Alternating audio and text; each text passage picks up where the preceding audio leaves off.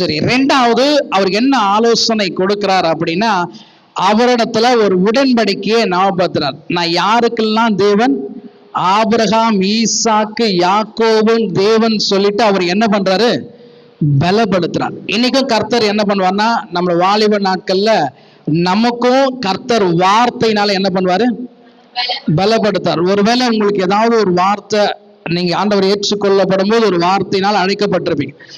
அந்த வார்த்தையை சொல்லி என்ன பண்ணுவாரு, ஆண்டவர் பலப்படுத்துவார். அந்த உடன்படிக்கை என்ன பண்றாருன்னா நினைவு கூறுகிறார். இந்த இடத்துல மோசே பலப்படுத்தார். எப்பா நான் யாரு தெரியுமாப்பா, இப்ப நான் வரல, நான் ஆபிரகாம், ஈசாக்கு, யாக்கோவுக்கெல்லாம் தேவனா இருக்கிறேன்னு சொல்றார். அல்லேலூயா. இப்ப மோசைக்கெல்லாம் தேவனா இருக்கிற அவர் தான் நம்மையும் பார்த்து கர்த்தர் சொல்லுகிறார், நான் உனக்கு அழைக்கப்படும் போது கொடுத்த வார்த்தையில, உடன்படிக்கையில நான் எப்படி இருக்கிறேன், உண்மையா இருக்கிறேன், நீயும் எப்படி இரு, உண்மையா இருந்து சொல்றான். அல்லேலூயா.